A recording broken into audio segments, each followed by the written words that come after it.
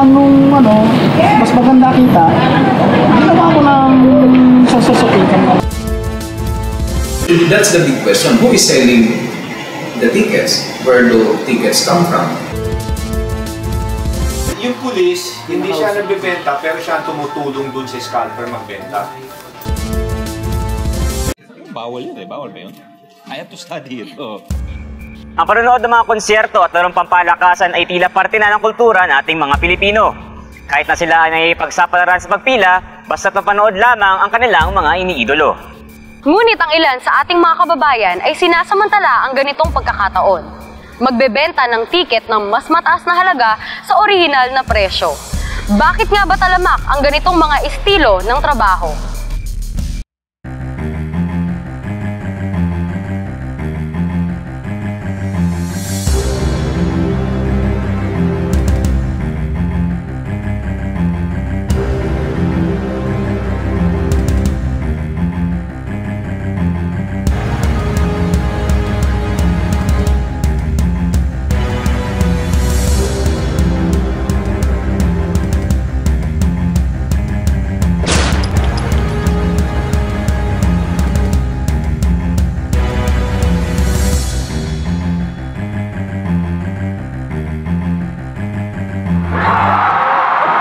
Inaabangan ng lahat ang panonood ng University Athletics Association of the Philippines o UAAP Finals kung saan makikipagsapalaran pumila na maaga at matagal ang mga estudyante upang masaksiyan ang laban ng kanilang universidad.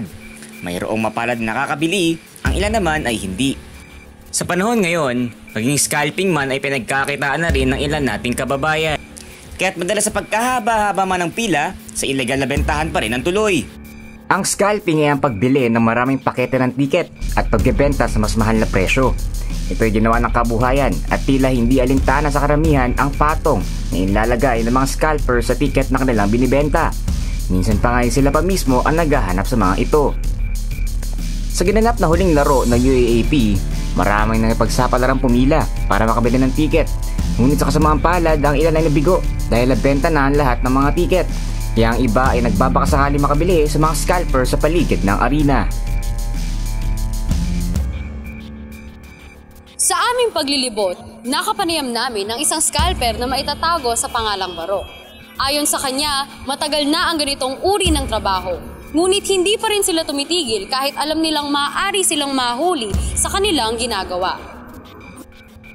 Isang araw bago ang huling laro ng FEU at NU, ay makikitang nag-iikot na itong si Barok. Una naming namataan na siya ay nagmamasid-masid, mukhang naghahanap ng estudyante. Nakumpirma namin na siya ay isang scalper at siya ay aming nang nilapitan. Dati hindi naman trabaho to. Tapos natutunan ko, hindi pa ako trabaho. Ibig sabihin ako, kaya under-carder na rin. Ibig sabihin, kaya lang kung mas maganda kita, ginawa ko na isang sasukitan na. Sa tagal na panahon ng kanilang pagbebenta, dagdag pa niya ay hindi na niya daw kilala ang karamihan sa mga scalper na kasama niya. At kahit may mga gwardyang nakapalibot, ay nakakalusot pa rin sila. Umamin siya na sila mga scalper mismo ay hindi nila kilala ang pinakapinuno sa transaksyon. Ang kontak lamang nila ay ang nagbibigay ng tiket sa kanila upang may mapagkakitaan. Yung po contact na yun, saan po siya galing? Sa scalper. Scalper. So yung scalper na yun, may kakilala siya sa loob? Sa teller. Teller? Sa teller po. Ayon kay Barok, lumalabas na ang tubong ipinapatong ng mga scalper sa mga tiket ay umaabot sa halagang 50 hanggang 100 at 100 piso. Natuklasan din ng asentado na kung saan kalimitang matatagpuan ang mga scalper ay nagsisilabasan rin sila sa oras na magsimula ang laban. Pinoy nga naman, gagawin lahat magkaroon lang ng pagkakakitaan. Sa unang laro ng FEU at NU, nakikita na may iilang scalper na lumilibot sa MOA ngunit sila ay pinagbabawalan. Ang isa rito ay sumisigaw pa para mapansin na nagbebenta siya ng tiket. Nang aming lapitan, may napansin kami. Sa uling laro ng FEU at Adamson ng nakaraang taon, nakikitang iisa ang mukha ng lalaking ito. Huli ka, talaga nga namang nagiging sistema na ang ganitong gawain. Sa Araneta, patuloy naming nilibot ang lugar at namataan namin ang iilan sa mga scalper na patagong nagbebenta.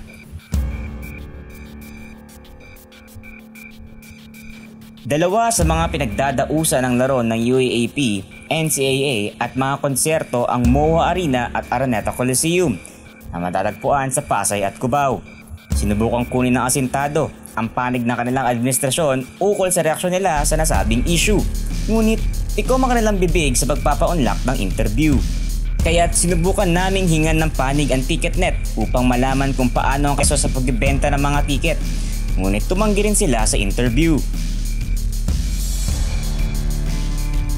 Kasabay nito, dumulog din ang asintado sa munisipyo ng lungsod ng Quezon, kung saan meron din silang ordinansang numero SP 493 S97 o ang anti-scalping law na nagsasaad na bawal ang pagbebenta ng mga tiket labas sa opisyal o lugar kung saan may otoridad na magbenta ng mga ito.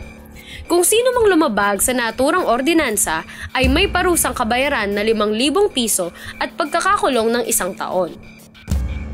Nakausap namin si Franz Pumaren na leader ng komite sa larong pampalakasan. Siya ang nagpasa ng ordinansang nauukol sa ticket scalping. At ayon sa kanya, matagal ng problema ng lungsod ang issue na ito. We cannot totally eradicate that. It's ano yan eh, parang yung if there's always going to be buyers, there's always going to be scalpers. Pero ang one thing we should do also there is try to discourage them. Nang ipinakita ang nakuhanang video ng asintado na inaabutan ng perang pampalit ng pulis ang scalper, ay uminit ang kanyang ulo at agad na tinawagan ang commander ng pulisya ng lungsod ng Quezon.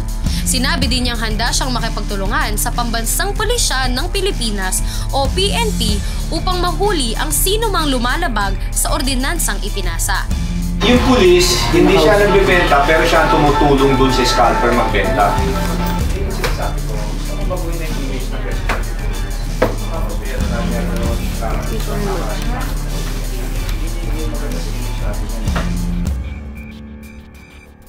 Sa kabila ng pag-usbong ng mga scalper sa ating bansa, bakit nga ba walang isinusumiting batas ang Senado ukol dito?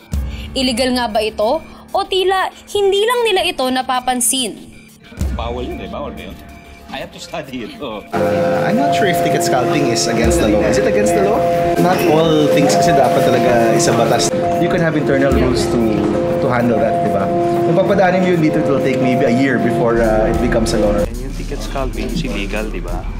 But we can discourage that, we should discourage that practice. Probably legislators feel that, you know, it's not one of those crimes that disrupts peace and order. It's not like selling drugs, no, that destroy lives of people. It's not murder. It's not hold up. Comparing it to the other crimes, it's probably one of the lesser crimes. So probably it's one of the reasons that legislators have not thought of legislation to ban scalping. Ayon sa kanila, talagang illegal ang ticket scalping. Ngunit sa ngayon ay hindi pa ito prioridad ng Senado dahil hindi daw ito nakakaperwisyo sa publiko. Naglibot ang Senado upang magtanong sa masang Pilipino kung pabor ba sila sa ticket scalping. Sa 15 katao na aming nakapanayam, lumabas na isa lang ang pabor dito. Hindi siya pabor. Kasi marami nakapila doon, so kailangan pumila din sila. Yung price ng ticket, syempre, kung di nila idodoble, minsan triple. Pakawawa naman ng mga student na bumibili. Okay lang sa akin, parang naging sistema. Buy and sell, para kumita. Walang mali sa pagkatrabaho ko, ito ay ginagawa sa tamang pamamaraan. At wala rin patuloy na nagbibenta kung walang tumatangkilik sa ganitong mga gawain. Huwag naman sanang dumating ang panahon na ang mga scalpers na ang ating pinipilahan. Ating bigyang pansin ang mga ganitong kalakaran at mas pagtuunan ang mga bagay na ikauunlad ng ating lipunan. Ako, si Aaron Claridad. At ako si Miko Del Rosario at sabay-sabay nating tutuklasin, aaksyonan at bibigyang pansin ang iba't ibang issue ng ating lipunan. Ito ang Asintado.